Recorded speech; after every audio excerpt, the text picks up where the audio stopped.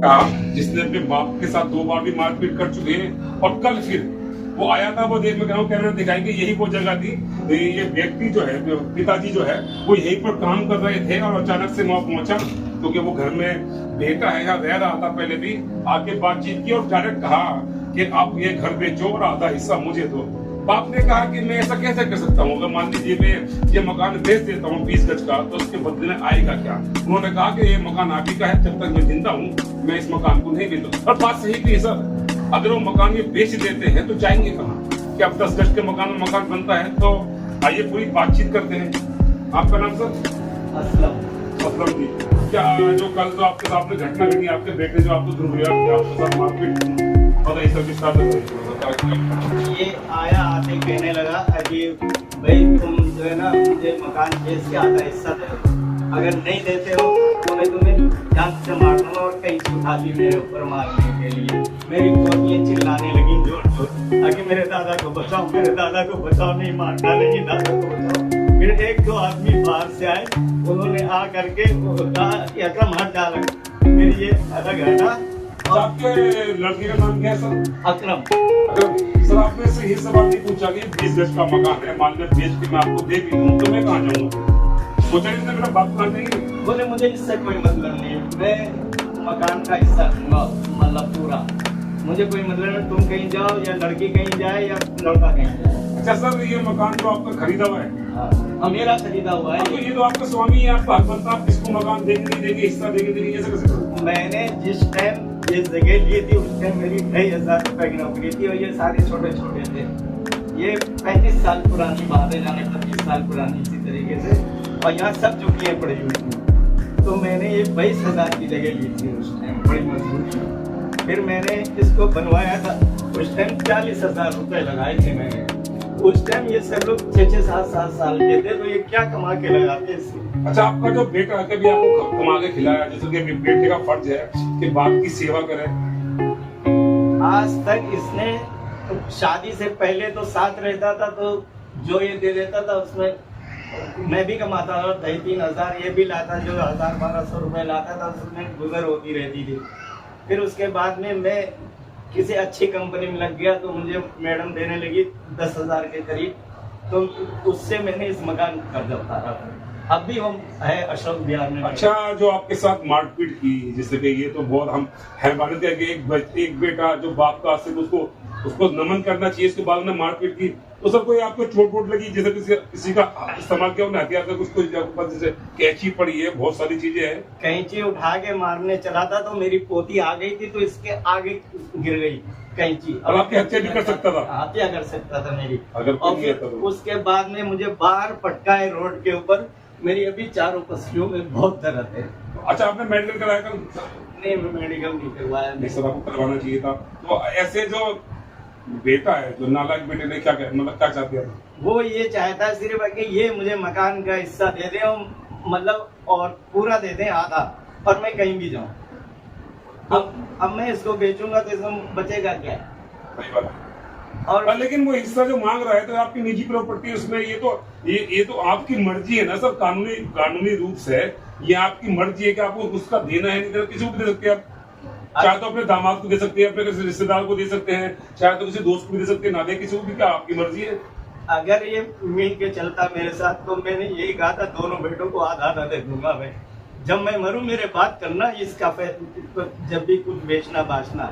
और अगर मेरी बेटी का जो बनता है तो दे देना, तुम्हारी मर्जी में हूँ ही नहीं उसमें, समझिए। तो कह रहा हूँ उसको तो देनी नहीं है बेटी को, ना बेटी को देना है और ना छोटे वाले को देना। सर अगर बेटी की बात आप कर रहे हैं, कानूनी रूप से भी अधिकार है, और आप जैसे आप मुसलमान हैं, उसके हिसाब से कुरान में जो भी कह रहे हैं उसके हिसाब से भी उसका तो ये तो कानूनी प्रक्रिया है। तो आप क्या चाहते हैं, कानून से क्या चाहते हैं? मैं यही चाहता हूँ कि उसको तो बेदखल कर दें कानून, वो कभी भी मुझे नहीं, ये तो आप कर सकते हैं, आप चाहे तो कर सकते हैं। हाँ, मैं बेदखल करना चाहता हूँ इसको बिल्कुल। और जो आपके साथ मारपीट की उसके लिए सजा मिलनी चाहिए, उसके सजा मिलनी चाहिए उसे। और वो मेरे किसी नहीं, उसने साफ कल कह दिया है कि तुम मेरे बाप नहीं हो। अच्छा सर, कार्रवाई नहीं होती तो आपको खतरा बना रहेगा? कल हो सकता है वो फिर से आए आपके साथ, फिर से मारपीट करे। जब इससे पहले कुछ दिनों पहले भी ये आ करके बीवी, अच्छा पहले भी हमने उस हमला किया। हाँ, मैं मशीन पे काम कर रहा था तो कैंची घुसेड़े दे रहा था, कह रहा था तुम बेचोगे नहीं बेचोगे, बेचोगे नहीं बेचोगे, कह रहा था मैं जान से मार दूंगा, अरे बेचो इसको। मैं बोला मैं मकान नहीं बेचूंगा, कुछ भी कर लेगा, समझ लिया। तो फिर उसकी बीवी जो है खड़ी थी ऊपर चली गई और ये भी फिर हट गया। तो फिलहाल हम आपको बता दें इस बात को लेकर के कि जो नालायक बेटा है, निजी प्रॉपर्टी है सर उनकी, अगर वो सही है उनकी बात, अगर कभी प्रॉपर्टी बेच देते तो जाएंगे कहाँ?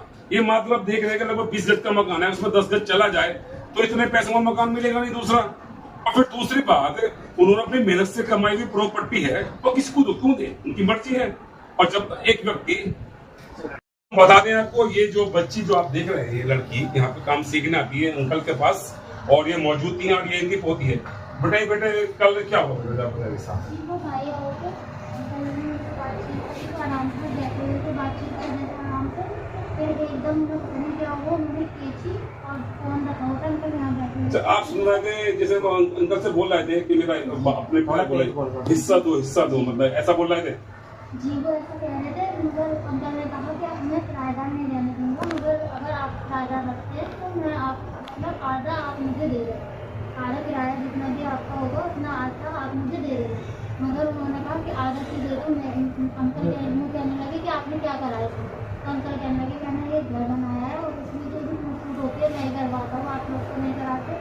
तो फिर इतना में उन्हें एकदम से पता नहीं क्या हो, अंकल यहाँ बैठे हुए थे, दूसरे पर भाई वहाँ बैठे हुए थे आराम से, तो उन्हें एकदम से पता नहीं क्या हो, उन्होंने खींची और अंकल का जो फोन था उसको एकदम ऊपर उठाया, काफ़ी ऊपर ज़्यादा उठाया और उन्होंने एकदम से नीचे मारी।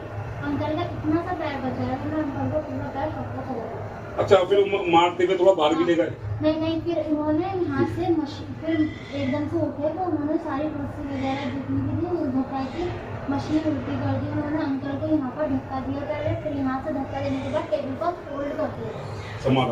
हाँ, टेबल पर इस तरह से फोल्ड कर और ऐसे करने लगे थे, काफी मारने लगे थे। एकदम सामने से भाई आए, उन्होंने बचाया, उन्हें बाहर की तरफ खींच के ले गए उन्हें भाई को। तो भाई वो मतलब जो भाई थे बड़े वाले उन्हें खींच कर बाहर ले गए।